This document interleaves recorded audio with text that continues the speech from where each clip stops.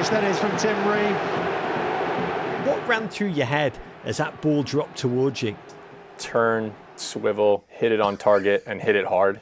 With me today is a great American, a gent whom I honestly find truly inspirational, rising from St. Louis, Missouri, to reach the peaks of world football via a career which has become a masterclass in tenacity, belief, and patience, paying off and then some. At 35 years old, he's experiencing the season of his life, aging like a fine Nebbiolo, scoring Premier League goals, unfurling incredible World Cup performances, even unleashing dazzling techers. What a joy it is to see him living out these dreams, and even more so to have him here now to tell us about them. It's Fulham captain, man-bun-clad pillar of the US men's national team backline, all-round magnificent human being, Mound City Maldini. It's the one and only Mr. Tim Ream. Wow, Raj. What an intro that is. But it's all true, which is really quite remarkable. Let's talk about the international level. You never played for the US at youth level. You got your first call up in 2010, friendly against South Africa under the great Bob Bradley. However, it wasn't exactly smooth sailing from there. Yours really, when you look at it, it's an international career peppered with years-long absences. And I do wonder, as an elite athlete, what does that feel like? You know, getting those calls from Greg Berhalter and then not getting them or getting calls to say you've not been picked. How did he explain it to you? And how did you make sense of that disappointment to yourself? How did you keep it from eating away at you? I kind of looked at the bright side. Listen, my international career has been up and down for sure. The one thing I wanted on my bucket list still was, in terms of a career, was to play in a World Cup. And you know, as things kind of started to go, having phone calls with Greg, and it was always, oh, we're going to go with these guys. And listen, you understand. I made a decision for myself and for my family to miss out on a camp. Which was it, a World Cup qualifying camp? Yeah, it was. It was the second camp. Obviously, in the first camp, I played El Salvador, didn't play against Honduras or Canada. And the next camp, there was just things that came up. My wife had to go back to St. Louis. She had to make a quick trip. We don't have help here that covers us when we need it, because I want to raise my kids. You know, I want my kids to come to me when they need something. So, you know, I had to make that difficult phone call to Greg to say, listen, I can't come in, but, you know, I really want to be there and I'm still available.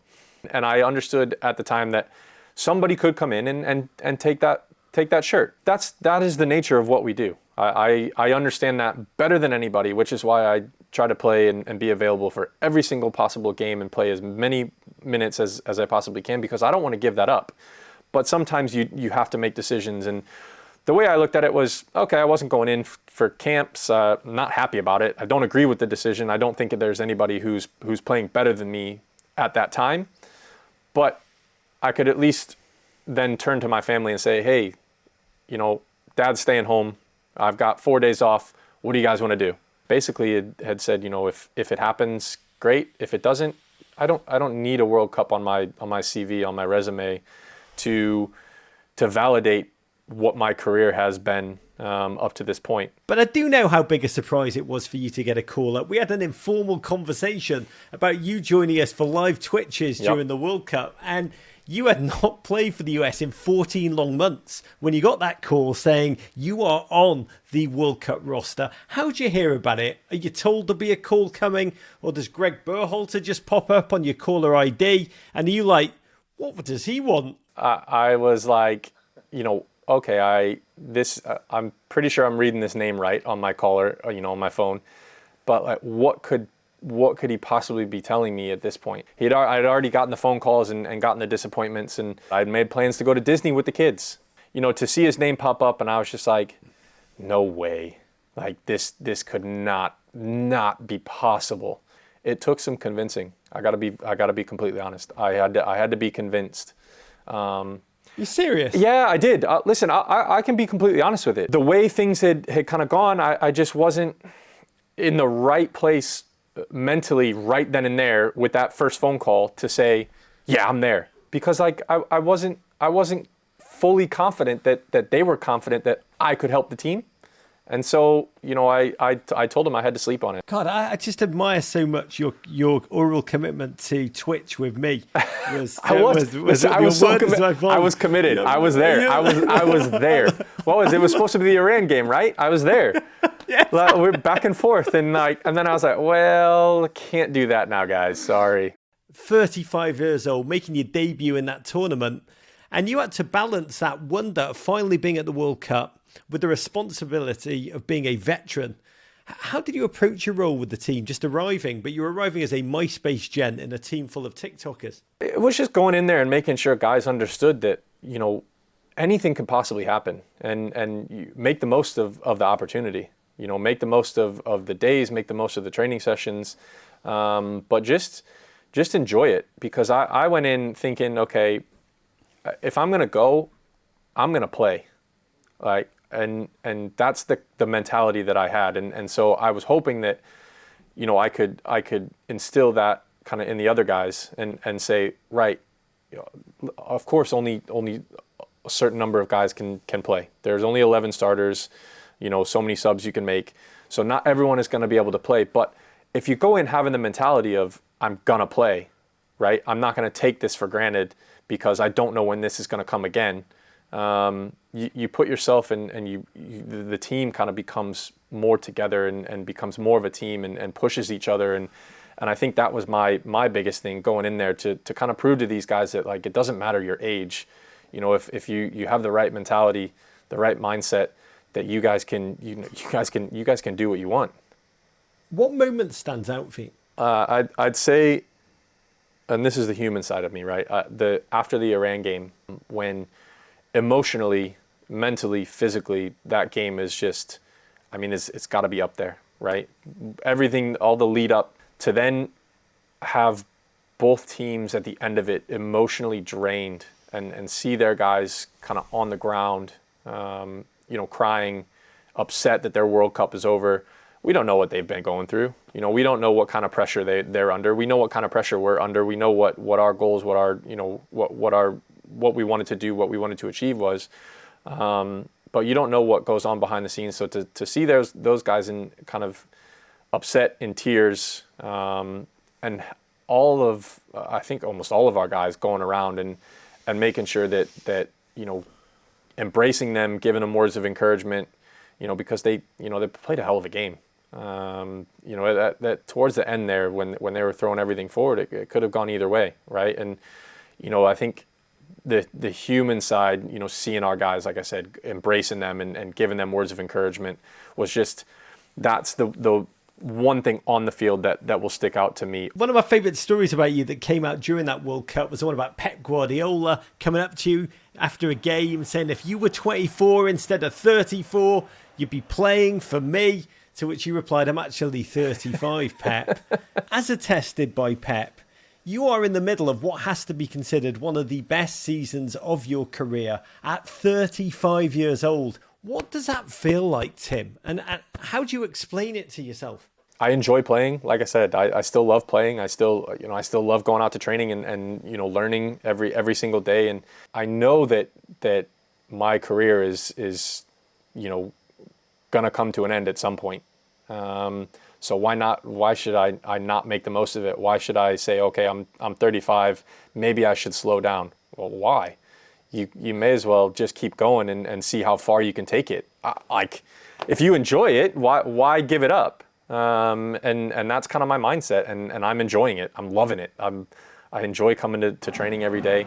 I think it shows in the games and in the trainings, and it's just something that I enjoy doing still. And so there's, you may as well just keep going until you can't. Well, let's talk about something truly beautiful. Mighty Fulham Football Club, a team you've been with for almost a decade now. You've become a pillar on that squad, a leader on the team. But can you describe what makes the club special to you, convince you to commit your life to that place and to stick it out through all the ups and the downs? I'd always thought Craven Cottage, there's just something about it. There's something nostalgic, historic. You just look at it and all of a sudden you're going through the streets of the houses and it's like, bang, there. it just felt right to me. You know, through the ups and downs, I've always wanted to challenge myself and try to become a better player, a better person. And, you know, I've been able to do that over the course of the last 7.5 years, you know, with the club. You're not the only American to share this dizzying Fulham season, oh wonder.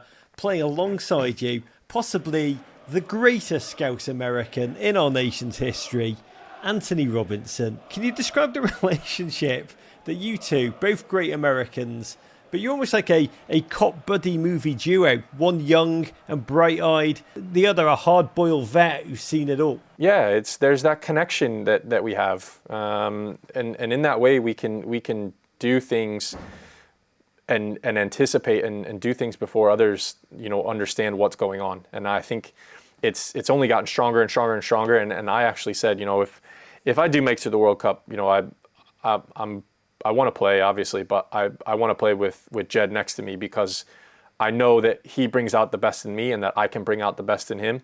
And, you know, thankfully it's kind of all worked out that way, especially, you know, at club level and then you know, at World Cup. And the form that you established last season in the Championship under the fairly remarkable Marco Silva has continued into this Premier League season, which has been one which almost written by Fulham fan fiction. A lot of credit has to go to the manager and the staff.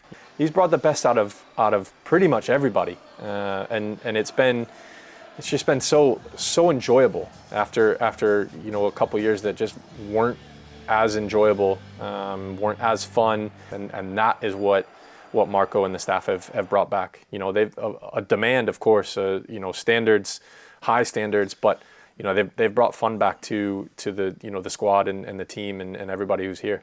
And included in this incredible season, your Boxing Day goal at Crystal Palace, 71st minute, smashing that ball into the net off a corner. Your first ever Premier League goal, just the 5th goal of your entire career. What ran through your head as that ball dropped towards you at the far post?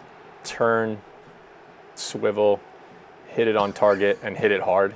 The way it fell, it almost looked in slow motion, and I thought, okay, I'm on this here. I can do something with this, and you know, I just thought, why not? Just give it a go. If it doesn't go in, it doesn't go in. You can tell I don't score very often because I didn't know what to do for a celebration.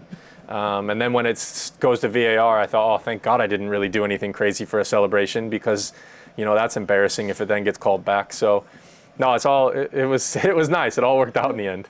Tim, you have dreamed big dreams and you have made them real. Not smoothly, not always easily. What are your dreams now? Dreams for myself is continuing to play as long as I possibly can. Next World Cup be played at home in the USA. You'll only be 38, Tim Ream. You'll just be coming into your prime. I mean, why not? I'm telling you, age, there's no point in talking about age these days, because there are so many guys who are still doing it. There are so many guys who are still playing at a high level. And if I had to pick a dream, that's my next dream. I said, you know, I'm not going to sit here and throw in the towel on an international career, because, you know, until someone can surpass me, you know, why throw it away? To you, Tim Ream, you human inspiration. Big love. Thank you, mate. Thank you. That was fantastic. Subscribe here for more Men in Blazers videos and courage.